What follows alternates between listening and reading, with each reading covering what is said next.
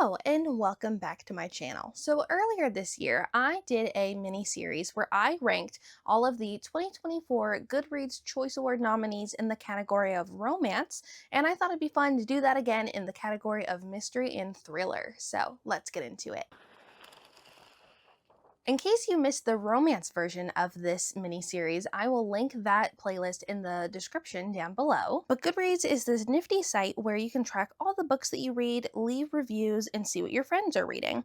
You can set reading challenges, and every year, Goodreads puts on their Choice Awards, which is where they put forward the 20 most popular books in that genre, and users all vote on what their favorite was, thus bringing forward the best book in that genre. Out of the 20 nominees, I had previously read two, being First Line Wins and The Teacher. Out of those two, I would put The Teacher in the number 2 spot. In The Teacher, we're following Addie, who's a junior in high school, and after some drama that happened last year, she's being bullied, she doesn't have any friends, and she feels like her math teacher is out to get her. And when her math teacher, Eve Bennett, finds out Addie's secret, Addie's willing to do just about anything to make sure no one else finds out. In the current number 1 spot, I would put First Lie Wins. In First Lie Wins, we are following Evie Porter, and from the outside, it seems like she is a super sweet Southern girl. She just moved in with her amazing boyfriend in their beautiful house that's in the perfect neighborhood. She has a decent job. She's wanting to start a garden, except she's not actually Evie Porter. She's been assigned this persona to play to be able to get closer to her target, who is her boyfriend. Evie has been living this life for years. Her boss, Mr. Smith, will give her a new identity for every new target, and she's proven to be his best employee. But with this job, things are seeming weird, and Evie's starting to question everything she thought that she knew. This was a super good book.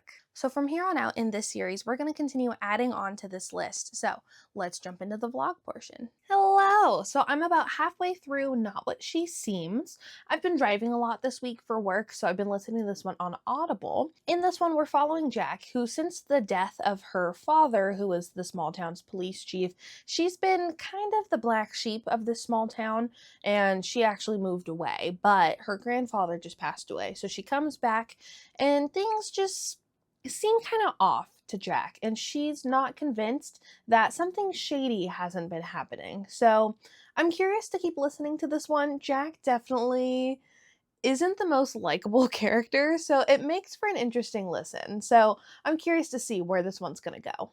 Alrighty, so I have finished Not What She Seems, and this one wasn't really my favorite. It really felt kind of far-fetched for me, which, like, you know, when you're reading these kind of books, you do have to kind of extend your belief, right?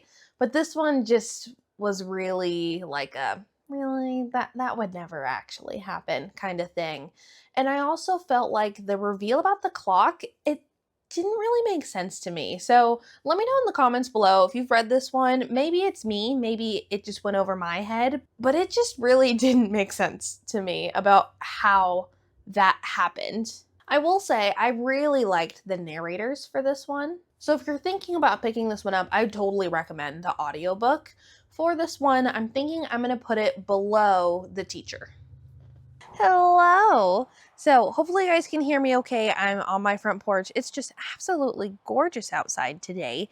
And I was just checking in because I'm a little bit less than halfway through All the Colors of the Dark. I'm struggling a little bit to get into this one. It is slow. I also didn't realize how long it is. This one was also kind of a 2 birds, 1 stone for me because this is my book club's March pick. And I'm really struggling to get into it. I didn't know anything about this one going into it, but we have this boy, his name is Patch, and he gets kidnapped. And his best friend, Saint, she is determined to find him. And then we're kind of dealing with like the aftermath of that. So there's a lot of things happening too. I don't want to spoil it too much, but there is a little part of me that's a little curious about where this is going. But it's definitely slow. So I will check back in once I have finished this one. Hello! I'm trying to be more creative about where I film at my house. So I'm outside. Hopefully you guys can hear me okay, and hopefully this looks okay. I know with the highway right there, it can be a little loud. But it's just so nice outside. Summer is coming. I'm so excited. I live in Oregon, so It gets really cold sometimes, and I'm very excited that it's starting to get warmer. But anyways, I have finished All the Colors of the Dark, and it wasn't really my favorite.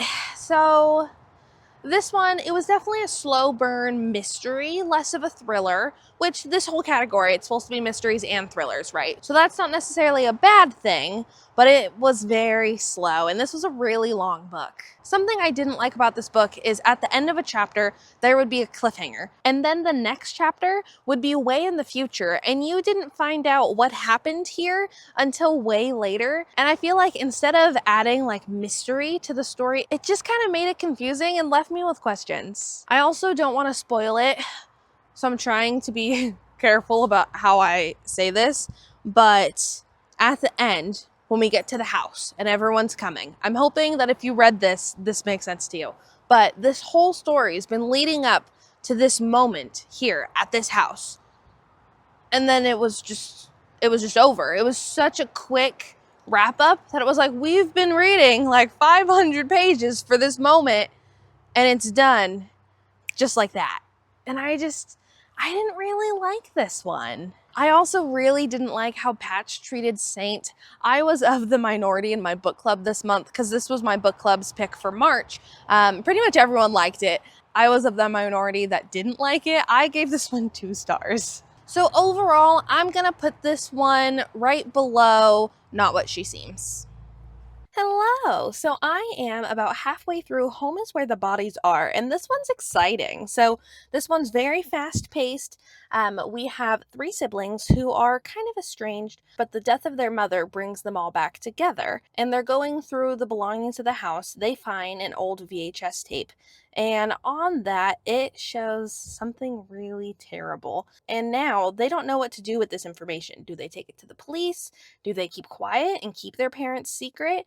In addition to the perspectives of each of the 3 siblings, we're also getting a perspective of the mom, which is taking 20 years in the past. So this one's really interesting. I think I know what the twist is. I think I know where it's going. So I'm excited to see if I'm right, and I'll check back in when I finish this one. Hello! So I have finished Homes Where the Bodies Are, and I liked this one. It was a bit on the shorter side, coming in at 295 pages, so it was a nice, quick, and easy read. I did kind of guess where it was going. I wasn't 100% right, but I was kind of right. So the reveal still was fun.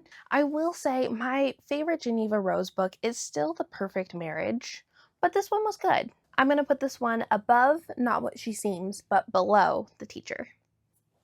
Okie dokie, that is it for today's video. Thank you so much for being here. Don't forget to subscribe. I post new videos every single Wednesday. So next Wednesday, you'll be seeing part 2 of this series. Leave me a comment and let me know if you've read any of the books that I talked about today, and I'll see you guys next week. Bye.